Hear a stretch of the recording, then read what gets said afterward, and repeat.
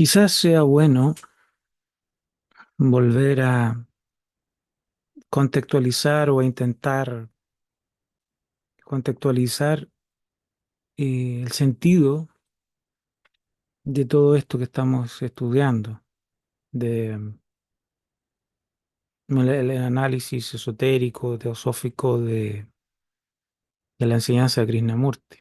Digamos, en qué lugar ocupa en un individuo esta enseñanza, esta investigación, de acuerdo con las perspectivas de la filosofía esotérica. Eh, Se dice que hay distintos grados de evolución en los seres humanos, que en su aspecto interno, en su naturaleza superior, lo que se denomina el alma inmortal,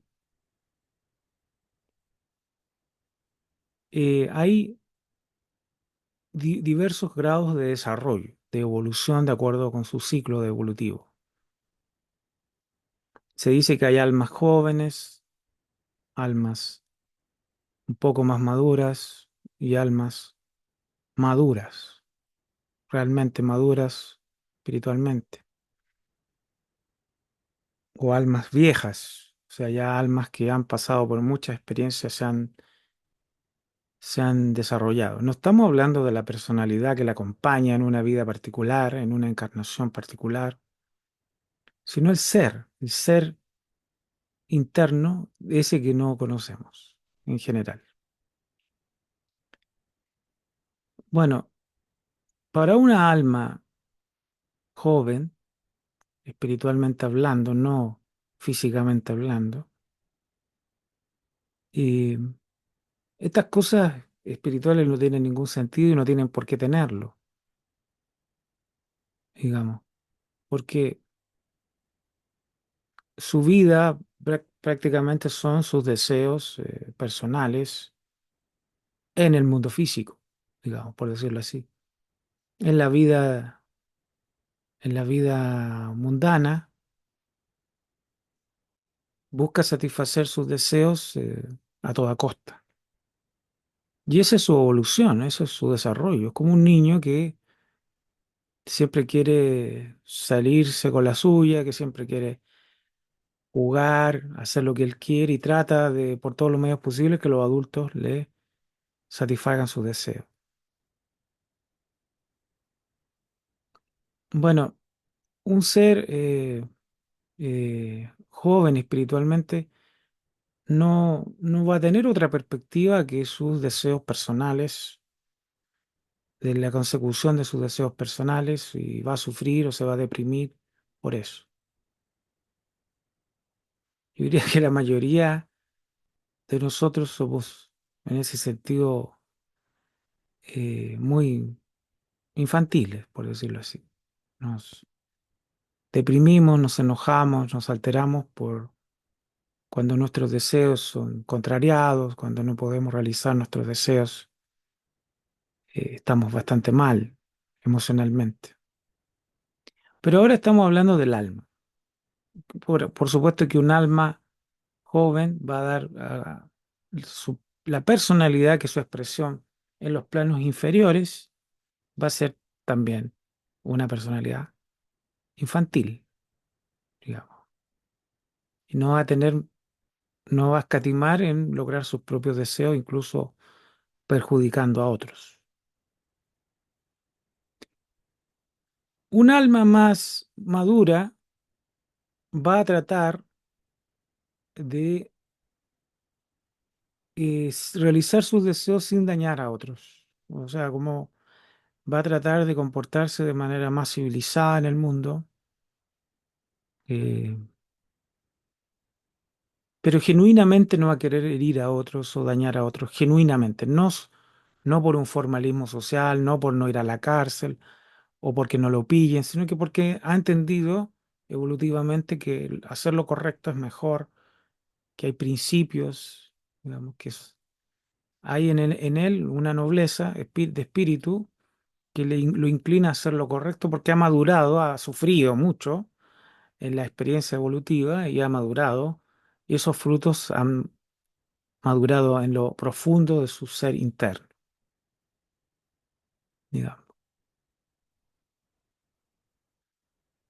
Pero hay almas viejas que ya, habiendo, digamos, pasado por todas esas etapas, comienzan a entrar en un ciclo mucho más complejo que es eh, la vida, el acercarse a la vida espiritual, al sendero espiritual. Y para ese tipo de almas o individuos, por decirlo así, algunas, estas cosas empiezan a tener sentido porque ya no están 100% ilusionados con los deseos exteriores, con las sensaciones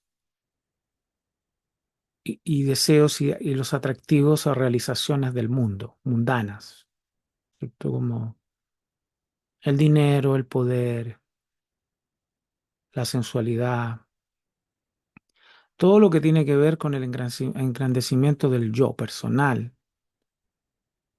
¿cierto?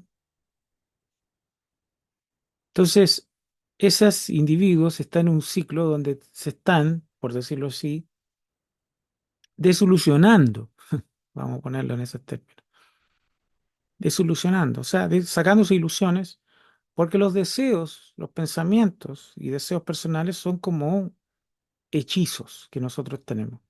Cuando nos gusta algo, o el miedo, o la rabia, cuando estamos, digamos, eh, nos posee la rabia, el odio, el resentimiento, el deseo, el placer, es como un hechizo, por decirlo así, un contenido psicológico que pasa por nuestra conciencia y nos envuelve, nos atrapa, digamos. Y esa es la personalidad. Y eh, es muy difícil salir de esa esfera egocéntrica y de deseos personales, porque los deseos personales son muy fuertes en nosotros. Los pensamientos personales, los deseos personales son muy fuertes y hemos vivido mucho tiempo con ellos. Entonces es muy difícil abandonar la atmósfera del mundo y la atmósfera del yo personal. Pero esos individuos ya maduros espiritualmente están comenzando a darse cuenta que en este plano, en este mundo que abarca desde la mente personal hasta pasando por las emociones y el cuerpo físico, no va a encontrar eh, la plenitud, la felicidad, la sabiduría, la comprensión, la realización, no va a encontrar esa fuente, esa esencia, esa liberación, esa libertad. Y no, y se da cuenta por un proceso interno, no externo. No hay nada externo que le pueda decir eso, sino que es su propio desarrollo interior que lo va conduciendo evolutivamente, va despertando interiormente y en un momento dado comienza a cuestionarse su vida en el mundo físico, en el mundo personal, porque empieza a ver las cosas de frente, empieza a ver el tema de la muerte, el envejecimiento, la enfermedad, el sufrimiento, las limitaciones. Empieza a ver que todo esto es temporal, que todo esto es transitorio, que hay mucho sufrimiento en la vida personal, terrenal, y que empieza a preguntarse, bueno, ¿hay algo más acá? Digamos, empieza a entrar poco a poco una percepción, un cuestionamiento, una reflexión que en la mente personal empieza a surgir, ¿no es cierto? Un cuestionamiento, pero un cuestionamiento profundo, una especie de crisis espiritual, una crisis existencial. Eh, y entonces inicia quizás tibiamente en los primeros pasos de este proceso que no es agradable. Digamos, no es grato para la personalidad desengañarse, sufrir, porque está iniciando un proceso que para la personalidad es desconocido, porque la trasciende a la personalidad este proceso. Pero está iniciándose en este proceso porque empieza a pensar, empieza a reflexionar, empieza a cuestionarse, bueno, ¿qué sentido tiene esto? Si mañana o en unos años más voy a morir, voy a fallecer, ¿qué va a pasar? ¿Qué sentido tiene mi vida? ¿Esto tiene un propósito? ¿No lo tiene? ¿Qué hago acá? ¿Esto es todo lo que hay? Etcétera, etcétera, etcétera. Entonces, un cuestionamiento serio, profundo, que nace en su alma, en su espíritu, digamos, nace en lo profundo de su ser. No es una cosa pasajera, es algo como que lo acompaña, digamos. Para ese individuo que tiene ese grado de desarrollo interno, estas cosas tienen sentido, tienen algún sentido, no mucho sentido tampoco al inicio, tienen algún sentido. Porque para los demás eh, no tiene ningún sentido, digamos. Por eso eh, es un contexto interesante de comprender por qué este sendero es tan difícil, estos procesos son tan complejos, por qué eh, tan pocos individuos van adelante con su desarrollo espiritual, su autoconocimiento, su autotransformación, la regeneración interna o la trascendencia de la personalidad hacia un estado integrado, hacia un estado unitario, hacia un estado universal. Porque hay que pasar por un proceso de transformación de la personalidad al ser interno. Proceso de transformación que no es sencillo, que no es simple, digamos, porque es un cambio total desde el apetito por los deseos personales, por la ambición, la codicia personal, a un estado universal, a un altruismo, a una bienaventuranza, a un estado unitario donde ya no es el beneficio propio el que rige el proceso, porque se está abriendo la conciencia de un estado universal. Entonces no rige el beneficio propio el proceso interno, sino el beneficio de la totalidad, del mundo, la humanidad, el amor, la compasión por el sufrimiento de la humanidad, el sufrimiento de los seres, de todos los seres sintientes, la compasión de tanto que habla el budismo, ¿no es cierto? Entonces hay un proceso profundo de pasar de lo personal a lo universal, del ser externo al ser interno, por decirlo así. Y eso no es un asunto sencillo, vamos a decirlo así. Entonces, para ese individuo que, vamos a decir, está en ese proceso maduro, eh, las enseñanzas espirituales serias, profundas, empiezan a tener sentido. Y ahí, esto que llamamos como meditación, ¿no es cierto? Autoconocimiento, autotransformación, empieza a tener algún sentido. Quizá al principio sea todo esto muy teórico para nosotros, muy conceptual, bueno, sí, interesante, pero evidentemente la personalidad, el ego, el yo, se opone a estos procesos. Los apetitos sensuales, los deseos y proyectos personales, todo lo que hemos acariciado como yo personal se interpone en un proceso interno, porque no es para beneficio del ego, para el beneficio del yo, el desarrollo espiritual, digamos. Si es justamente la trascendencia del yo o la trascendencia de la personalidad. La personalidad pasa a ser un instrumento de algo superior, ya no el protagonista del proceso. ¿Qué dice Krishnamurti? Meditar es trascender el tiempo. Trascender el tiempo es trascender la personalidad, porque la personalidad es tiempo. Toda nuestra vida personal es tiempo. Es toda nuestra estructura psicológica es tiempo. Cuando pensamos, pensamos en términos de tiempo. ¿Ah? Mañana haré eso, mañana haré aquello, lograré tal cosa, o temo que mañana me pase tal cosa, que no pueda realizar esto, no pueda comprar esto, temo que mañana moriré, o me irá bien, o sea, todo el movimiento psicológico del yo es tiempo. Nuestros pesares, dolores, alegrías, deseos, todo es tiempo en la conciencia del ego.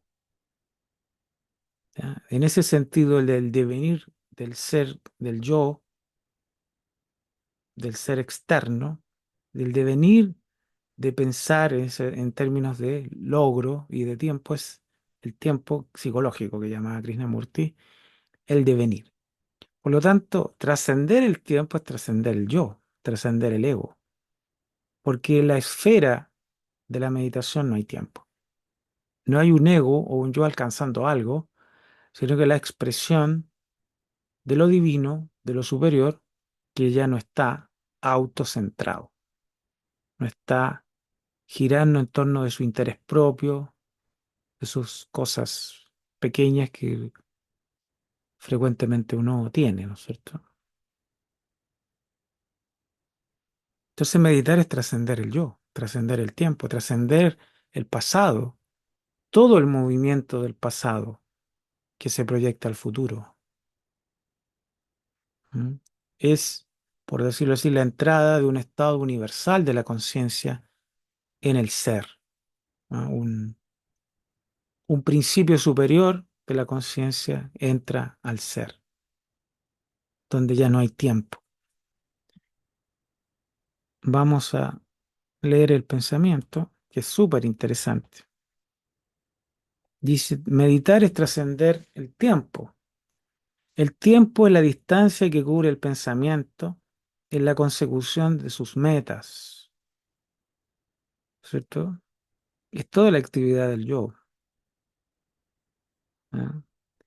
El desplazamiento siempre sigue el viejo sendero recubierto de un nuevo pavimento, con nuevas vistas, pero siempre el mismo camino que no conduce a ninguna parte excepto al dolor y al sufrimiento. O sea, siempre la actividad de nuestros pensamientos, que es la actividad del yo, es un nuevo deseo, un nuevo proyecto, un nuevo deseo, un nuevo deseo, un proceso de proyección continua de devenir psicológico, en que siempre nos estamos ilusionando, estamos hechizados por esa actividad egocéntrica, por esos contenidos psicológicos que son fuerzas que nosotros hemos cultivado, fuerzas de la naturaleza que nosotros hemos cultivado en nuestro ser. Y siempre, a pesar de que parece un nuevo día, un nuevo camino, un nuevo proyecto, siempre al final es lo mismo. Digamos, siempre es lo mismo con nuevo rostro, porque estar dentro de los márgenes de lo conocido, ¿cierto? Y siempre nos conduce al dolor y al sufrimiento, por motivos que ya hemos estudiado largamente, ¿no es cierto? Deseamos cosas, deseamos encontrar felicidad, plenitud, estabilidad y seguridad, que en estas dimensiones de la realidad lo podemos encontrar, ¿cierto? La verdad deja de ser una abstracción, es una cuestión meramente conceptual, solo cuando la mente trasciende el tiempo.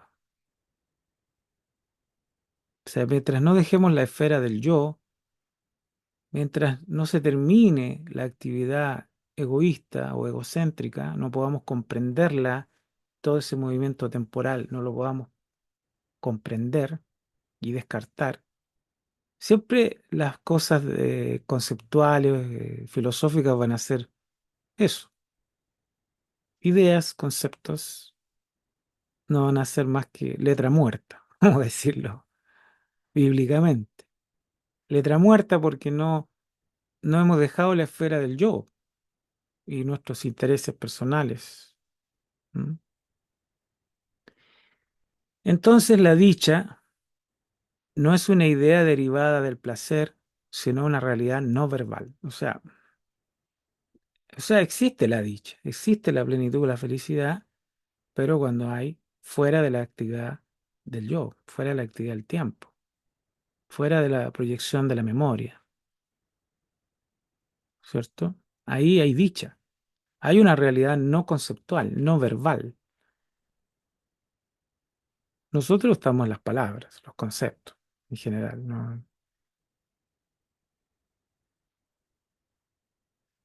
Es interesante eso. O sea, los conceptos nunca los conceptos podrán acercarnos a algo, pero es nuestra vida la que está en juego. O sea, nuestro autoconocimiento, nuestra observación, comprensión, es nuestra vida la que está en juego, nuestro vivir cotidiano es la que se pone en juego este proceso interno. Y por supuesto que es estudiar, tratar de entender, nos acerca de cierta medida, pero es nuestra vida la que tiene que transformarse. Digamos, el mero estudiar no nos va a llevar. Necesitamos más, o sea, transformar nuestra vida, el conocimiento de sí mismo, que es algo concreto que se vive cotidianamente, o simplemente vivimos de palabras, de conceptos, entreteniéndonos en el mundo conceptual, en las abstracciones filosóficas, ¿cierto? Que también son la- la- las abstracciones filosóficas también son sensuales, o sea, también podemos quedar dando vuelta y vuelta y vuelta en los conceptos, en las imágenes, porque es un mundo muy agradable. Una vez que uno conquista cierta habilidad intelectual, uno se queda dando vuelta y además brilla a los ojos de otro, oye, qué inteligente este tipo, y, y resulta que en ese mundillo no sabemos nada, no tenemos idea de nada, porque no hemos vivido nada, digamos. Entonces, la brillantez conceptual, eso vende mucho en el mundo, digamos, pero en este plano no es nada, o sea, a menos que el individuo maduro espiritualmente se encamine en el proceso de autoconocimiento, de autotransformación, que se hace en la vida de relación. Entonces, dice, el vaciado del tiempo de la mente es el silencio de la verdad. El vaciado del tiempo de la mente es el silencio de la verdad. Y verlo es hacerlo. De manera que no hay división entre el ver y el hacer. En el intervalo entre ver y hacer brota el conflicto, la confusión y la desdicha. Lo que no tiene tiempo es lo sempiterno. Bueno, si en la meditación se vacía, ¿no es cierto?, la mente del movimiento del tiempo, o sea, del yo, del ego, y hay un silencio, pero en ese silencio hay verdad, no conceptual, por supuesto, no a través de imágenes o conceptos.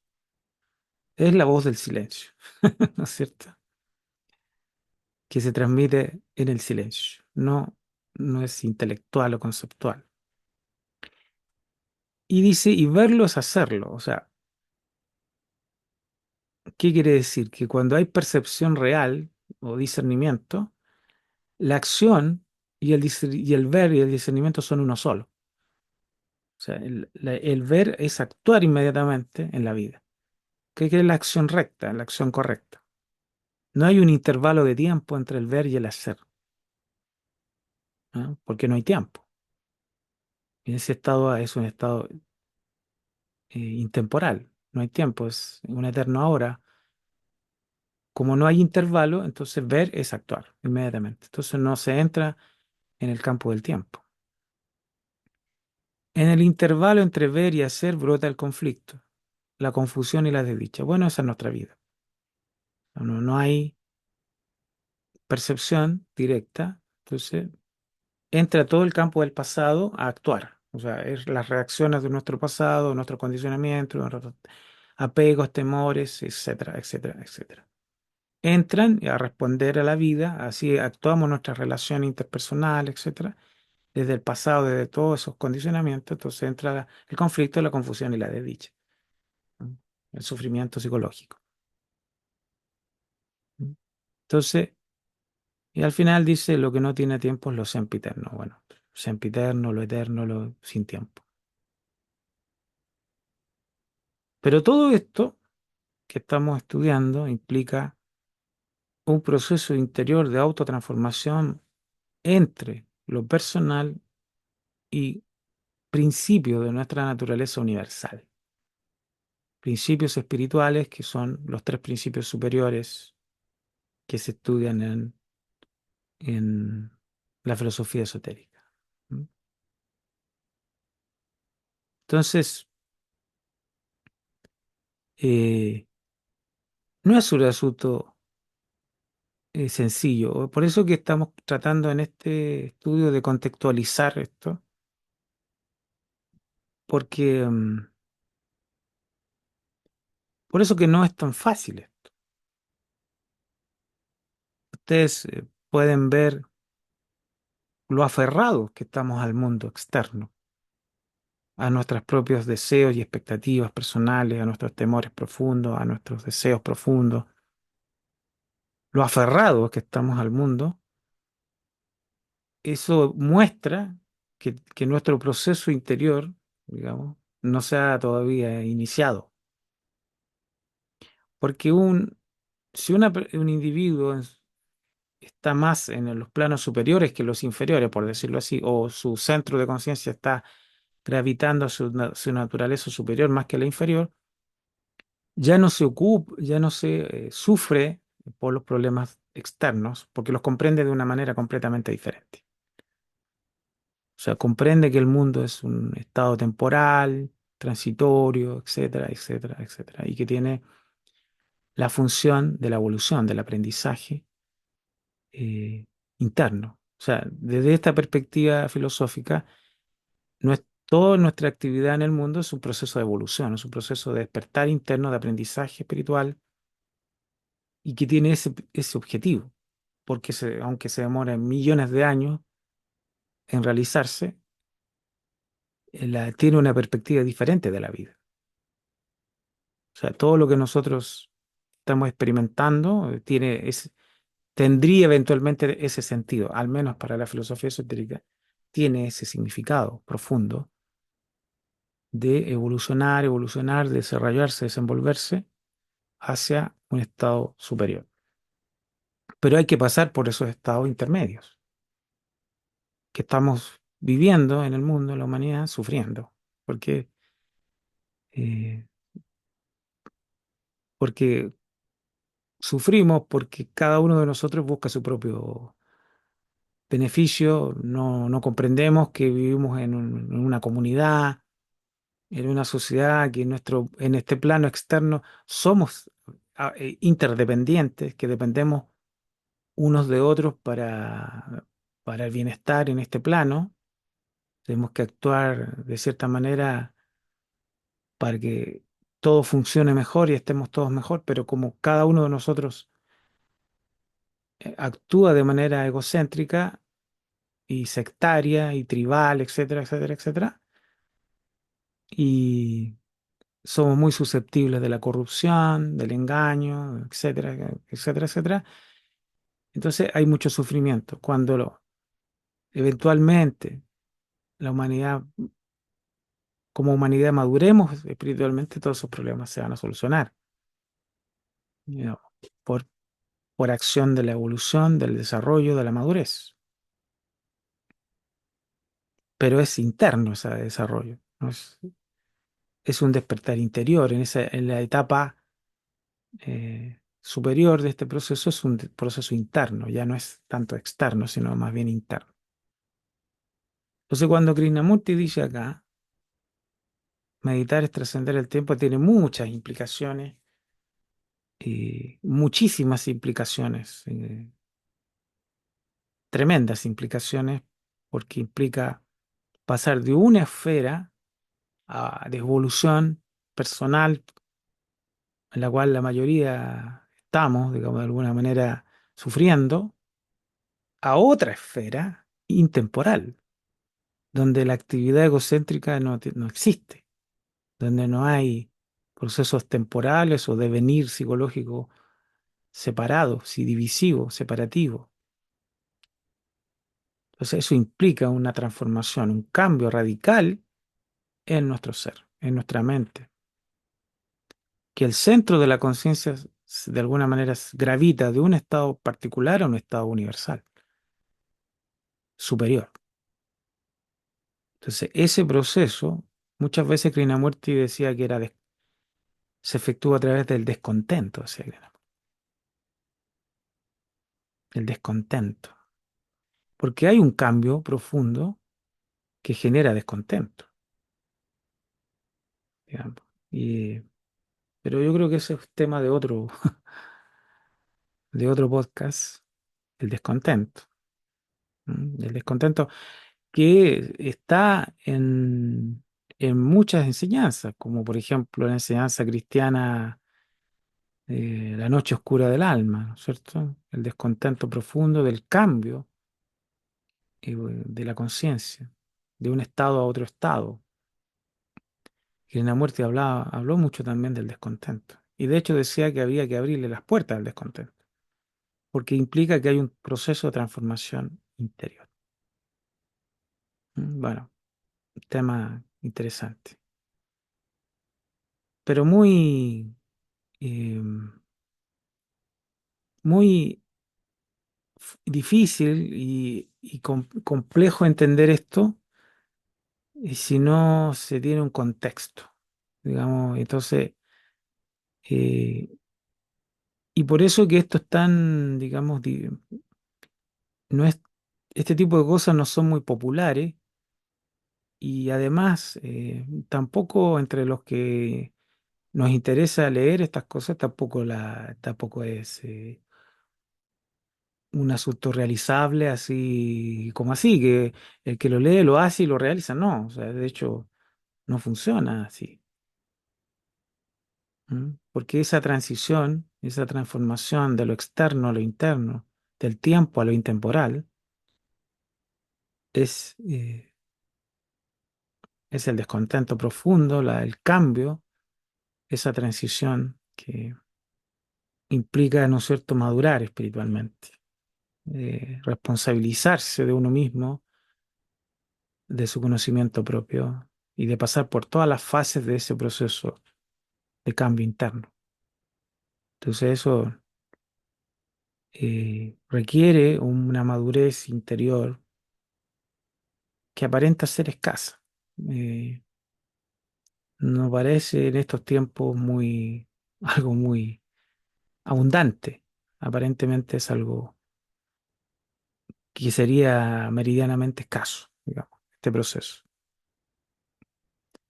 Entonces, pero es interesante, vamos a terminar cuando dice el vaciado del tiempo de la mente. O sea, ahí implica que ese proceso interno de cambio,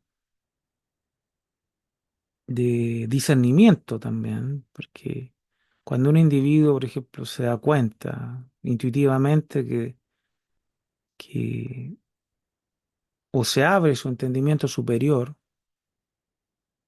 se va a dar cuenta que en esta esfera de realidad personal es, es algo instrumental, digamos, que es algo que tiene un propósito distinto para el que uno creía, que es el propósito del despertar interior. Entonces, si tiene ese entendimiento, todo el contenido del tiempo se transforma. Hay un cambio radical. Entonces dice el vaciado del tiempo, o sea, ya no hay más devenir, es el silencio de la verdad. O sea, ahí aflorece la verdad. Cuando no está el yo personal, el ego y todos sus movimientos, y eso se vacía, se termina, surge lo otro, porque no pueden coexistir. No se puede servir a dos amos, se nos dice, ¿cierto? No puede coexistir el ego personal y todas sus codicias y ambiciones con el florecimiento de una naturaleza superior que es de carácter universal. Por eso que dice, después dice que no hay división entre el ver y el hacer. Claro, porque un ser que está en lo eterno, por decirlo así, no hay, no hay lapso que ingrese entre el ver y la acción. No hay tiempo, no hay un lapso, porque está en lo eterno, digamos. Por eso que no entra el tiempo en su acción y por lo tanto es una acción recta, una acción correcta. ¿Mm? No entra, por eso que eh, no hay un intervalo temporal en el proceso de la meditación. ¿Mm?